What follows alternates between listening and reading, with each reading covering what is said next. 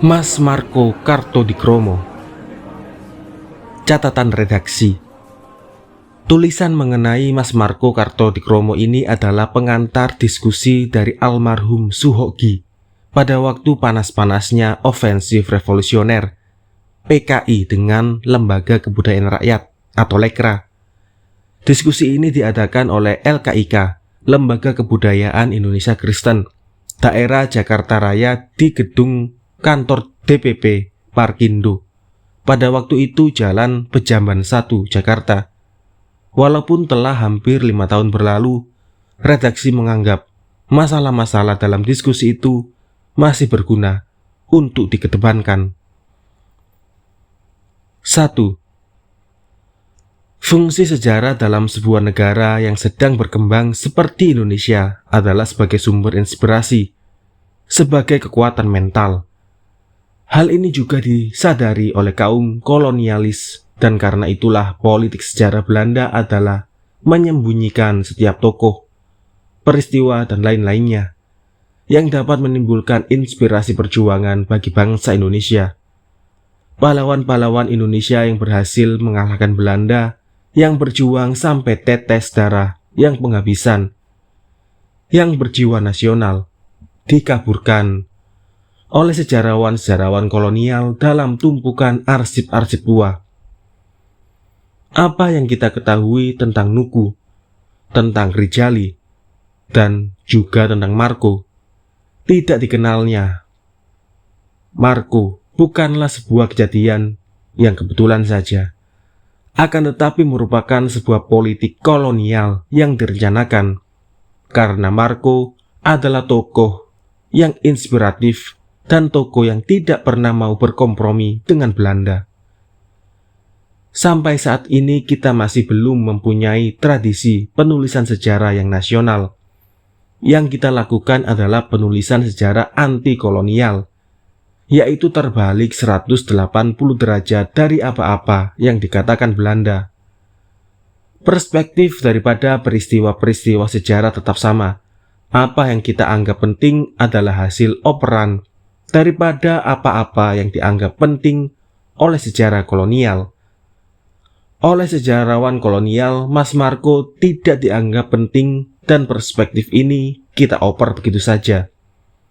Tugas kita sekarang adalah untuk memulai penulisan sejarah nasional dengan perspektif ini adalah salah satu usaha awal pergerakan nasional dari perspektif yang baru. 2.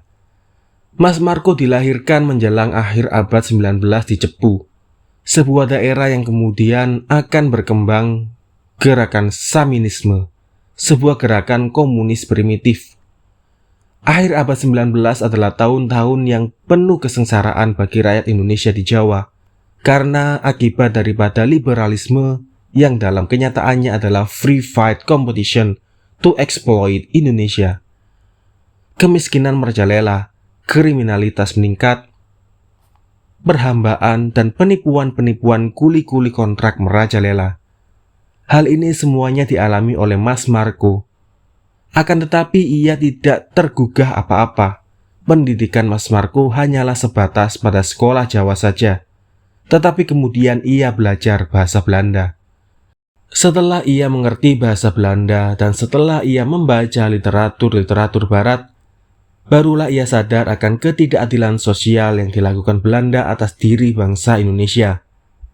Dari peristiwa ini kelihatan bahwa pendidikan memainkan peranan penting dalam menimbulkan kesadaran akan nilai-nilai keadilan sosial yang baru. Ketika Syarikat Islam didirikan 1911, ia menggabungkan diri dan menjabat sebagai salah seorang sekretaris di cabang Solo. Dalam pandangan hidupnya, ia sangat terpengaruh oleh Dr. Cipto Mangunkusumo.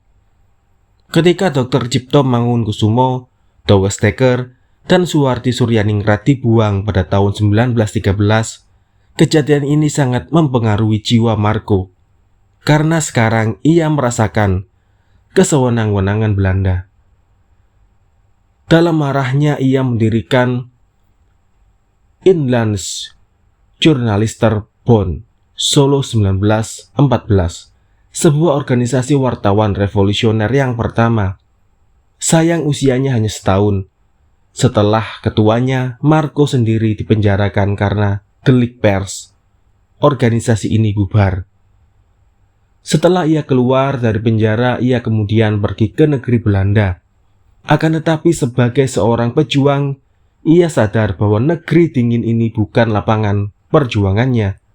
Segera ia kembali lagi ke Indonesia, dan dalam perjalanan pulang ia menulis sebuah seri artikel. Sama rata, sama rasa, sosialisme dan demokrasi, sebuah tonggak untuk sejarah pers Indonesia. Akibat dari artikel ini dan beberapa buku lainnya, ia dimasukkan penjara lagi, 1917 sampai 1919. Setelah Marco bebas dari penjara, ia terjun ke bidang politik, yaitu masuk dalam Sarekat Islam Semarang, bersama-sama dengan Semaun, Darsono, Tan Malaka, Alimin, dan lain-lainnya. Kemudian ia aktif dalam PKI, dan setelah itu ia aktif dalam PKI Solo sampai ia dibuang pada tahun 1927 ke Digul. Di Digul ia termasuk orang yang paling bandel dan anti Belanda, sehingga ia diasingkan lagi ke Gudang Arang, sebuah daerah yang lebih ganas alamnya. Sampai meninggalnya 18 Maret 1932, ia tetap seorang yang tak mau kompromi dengan Belanda. Bahkan utusan gubernur jenderal sendiri yang minta bertemu dengan Bapak Wartawan Indonesia ditolaknya.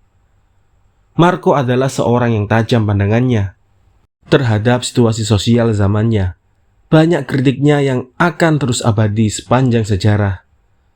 Pertama-tama Marco mengkritik orang-orang Belanda, pemerintah Belanda, dan di saat itu di mana kesewenang-wenangan dan penindasan merajalela. Kaum etisi hanya sibuk menerjemahkan Injil, dan mengapa justru bukan kitab undang-undang yang diterjemahkan. Maka rakyat akan tahu.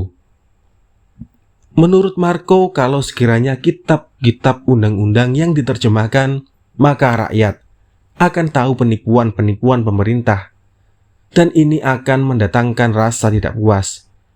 Dengan perkataan lain, ia mau berkata bahwa terjemahan Injil, khususnya penyebaran agama Kristen, adalah usaha-usaha kaum kapitalis Belanda untuk meninabubukkan rakyat, agar melupakan masa sekarang yang sengsara dan menjadikan kebahagiaan di akhirat. Kritik ini ada benarnya, karena pada tahun-tahun itu memang kaum kolonialis pernah menggunakan agama Kristen sebagai alat penjajahan, dan pandangan yang salah bahwa agama Kristen itu identik dengan agama orang Eropa masih hidup di kalangan bangsa kita sampai dewasa ini. Sebagai seorang wartawan, ia juga mempunyai kesadaran intelektual yang sangat tinggi sekali. Bagi Marco, seorang wartawan adalah pembela rakyat yang tertindas, dan dalam memperjuangkan kepentingan rakyat, mereka jangan takut pada risiko.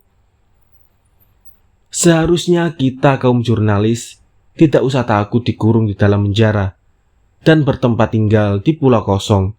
Sebab kalau jurnalis bangsa kita, orang Hindia Belanda, tidak suka dapat nasib serupa itu, tentu pekerjaannya tidak bisa menolong orang-orang bangsanya yang tertindas dan terhisap. Karena itulah yang paling dibenci oleh Marco adalah wartawan-wartawan dan pemimpin-pemimpin yang pelintat-pelintut, menjilat ke atas dan menekan ke bawah. Dalam sebuah sajaknya ia berkata, lebih buruk pemimpin menjilat kepada orang-orang yang kuat. Bicaranya bisa main silat, cuma mencari enaknya ilat. Sikap dan pandangan Marco ini akan terus abadi dalam sejarah Indonesia. Zaman yang dibicarakan malam ini adalah zaman yang sudah berlalu selama hampir 50 tahun. Akan tetapi adalah beberapa pola sejarahnya yang masih tetap sama, yaitu A. Apakah peranan dari kaum intelektual Indonesia sebagai golongan yang lebih baik, dalam hal ini intelektual Kristen? B. Mengapa masih ada orang-orang seperti Marco 45 tahun berselang yang menganggap bahwa agama Kristen adalah agama orang Eropa.